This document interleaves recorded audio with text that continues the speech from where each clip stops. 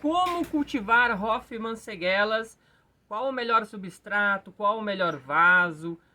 Qual o melhor clima? Aonde a gente deve colocar dentro do nosso orquidário elas para que elas possam florescer, ter lindas florações como essas que vocês estão vendo aqui, da nossa Hoffmann Seggella flava e da Hoffmann Seggella Fornieri. Qual as condições ideais de cultivo para que a gente acerte a mão e tenha sucesso no cultivo das Hoffmann Seggellas? É isso que a gente vai ver neste vídeo. Eu sou Fernando Chusca e você está no canal Orquifanáticos, o seu canal de orquídeas aqui no YouTube. Já chega deixando o seu like e se não for inscrito, já se inscreva e ative o sininho de notificações, tá bom? E se no final do vídeo você chegar a gostar dele e achar que as dicas são importantes, são interessantes, eu peço a você que compartilhe esse vídeo para mais alguém, tá certo?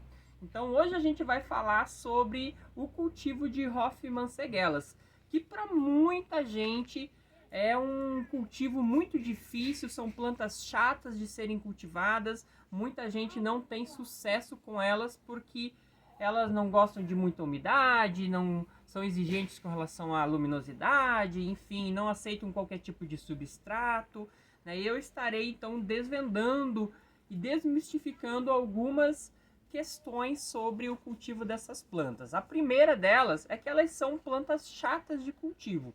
Na verdade, não. Na verdade, a gente precisa saber a melhor forma de cultivar. E para isso, tudo começa conhecendo um pouco do habitat delas.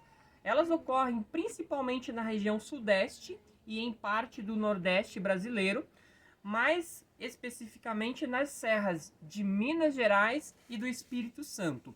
Ocorrem em grandes altitudes, em campos rupestres, aonde as serras encontram as nuvens, aonde há muita nebulosidade, mas não há tanta precipitação. Então elas gostam de um ambiente que seja mais frio, de um ambiente de alta luminosidade e de um ambiente de alta umidade atmosférica, principalmente durante a manhã e início da noite, né? Durante o período noturno como um todo, na verdade. Dias secos, noites mais úmidas, que é esse contraste, aonde a nebulosidade ela avança pelas serras no período mais frio, a umidade condensa ali, escorre pelas folhas das velózias, dos capins e tudo mais, e chegam até a planta, hidratando ela principalmente nos períodos mais secos do ano. Então é uma planta que tem essa peculiaridade. Ela vegeta principalmente em solos rochosos, né? Por isso ela é chamada até mesmo de Lélia rupícola, né? Ou Lélias rupícolas, exatamente por causa dessa característica de estar vegetando em solos, se eu não me engano, são solos calcários, em solos kársticos. Então, a gente precisa conhecer um pouco dessas características para entender mais de como estar cultivando. Uma coisa que eu já acrescento é verdade que elas gostam de rochas, mas não é verdade que elas não gostam, né, de outros materiais também, né? Por exemplo, eu tenho aqui o cultivo aqui meu filho acabou colocando umas florzinhas, né, para dar um enfeite.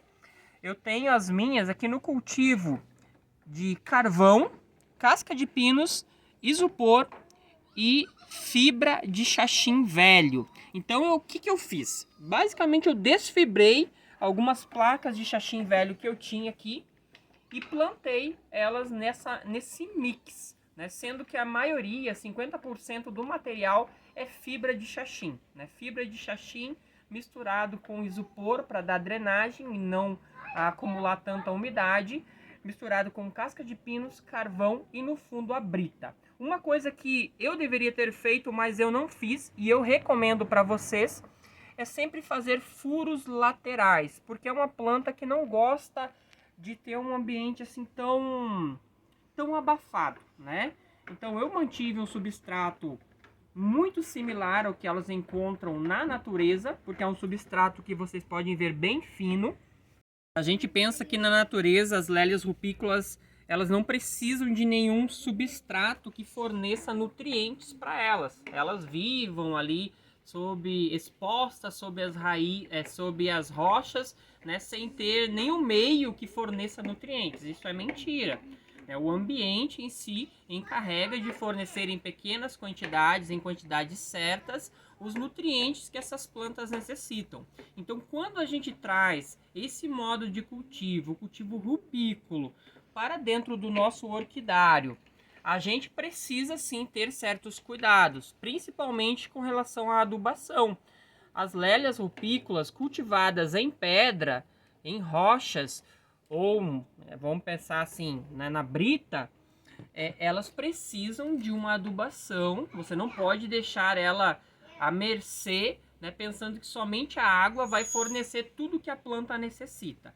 Então forneça uma adubação rica em macros e micronutrientes para que essa planta tenha assim um bom desenvolvimento e você tenha sucesso com um pleno desenvolvimento da planta e uma plena floração, tá certo? Eu aqui faço utilização de adubos químicos, eu tenho preferência por isso, adubos que eu aplico nas folhas, nos bulbos, raízes, né, no substrato como um todo. Mas você pode utilizar bokashi, você pode utilizar Himitsu, você pode utilizar osmocote, né? Existem vários produtos aí no mercado que vão te auxiliar no processo de adubação dessas plantas. Outra coisa que é muito interessante é que no habitat delas, elas vivem num ambiente saturado de matéria orgânica, né? Onde tem muita matéria orgânica. E elas buscam essa matéria orgânica ali como forma de duas coisas. Uma de se manterem nutridas e outras de manterem a umidade. Então, embora elas possam dar sobre aquela estrutura kárstica, né, aquela estrutura rochosa, elas vão procurando essas áreas de fendas, essas áreas onde a matéria orgânica se acumula, para elas se nutrirem e se hidratarem, tá certo? No nosso ambiente, então, já falando de cultivo propriamente dito, são plantas que gostam de muita luminosidade, né? São plantas que gostam de ambientes de bastante luminosidade, luminosidade aí de 70%, né? 70% de luz, não de sombreamento. São plantas que gostam, como eu falei, de substratos de boa drenagem, de secagem rápida, mas elas não gostam de ficar muito tempo sem serem regadas. Então você deve manter regas superficiais, né, contínuas, sem manter elas encharcadas. Se você tiver aquele sistema que faz vaporização no seu meio, esse é excelente, né, para vocês manterem a planta bem hidratada e aí consequentemente, né, bem desenvolvida.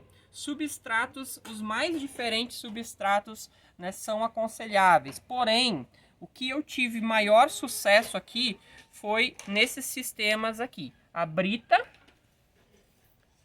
pura, essa é a brita número 1. Eu tenho cultivada dessa forma em madeirinha, tá? Não cultivem assim, dessa forma não, cultivem assim, no sistema horizontal, dá certo também, com um pouquinho de esfagno. Eu tenho cultivado aqui num sistema mix de esfagno, brita e acho que é casca de pino, se eu não me engano. E tenho nesse sistema aqui que eu já falei, já mostrei para vocês. Se você é uma pessoa que rega um pouco mais, faça furos no vaso ou utilize vaso de barro, tá bom? É uma planta que não gosta de leque, é uma planta que não gosta de ser cultivada da forma vertical.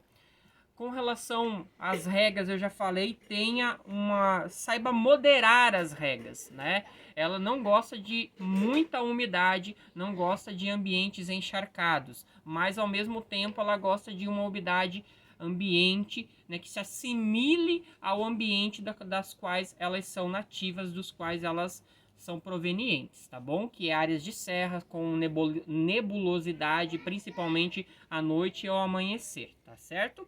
Então é isso que eu queria passar um pouquinho para vocês. Aqui a gente tem, né, como vocês podem ver, um bom desenvolvimento da Hoffmann Segela. Cultivo certo, elas vão retribuir para vocês o melhor desenvolvimento possível, tá certo? Um forte abraço e até o próximo vídeo. Tchau, tchau!